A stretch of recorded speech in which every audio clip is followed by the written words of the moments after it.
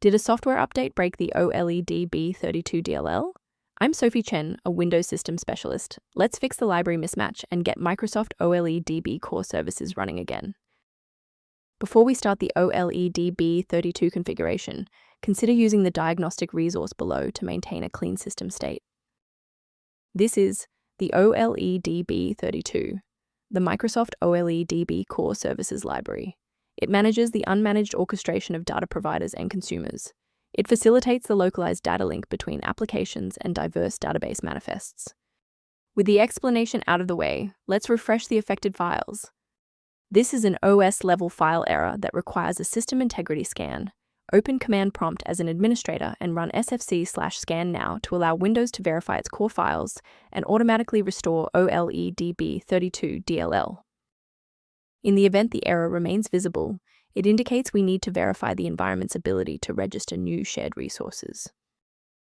Performing a restart can determine if the error is just a transient environment glitch.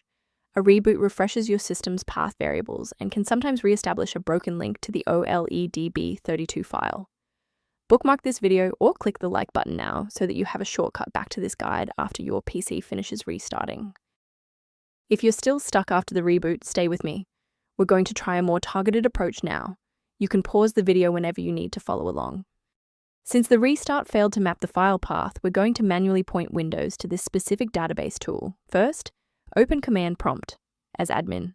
Second, type regsvr32, followed by your file name causing the error, then hit enter. Why are we doing this? Well, manual registration is required to link the file to the Windows registry hive. Without this pointer, the application cannot bridge the connection to the library. Let's look at a key safety rule that will keep your PC protected while we address this error. The risk of a blue screen of death increases significantly when you attempt to manually swap out files like oledb32.dll in your System32 folder. To reduce technical overhead while maintaining high security, here is a professional method for managing system-level file health. For users seeking a more stable workstation, the utility linked below references oledb32 configuration concepts.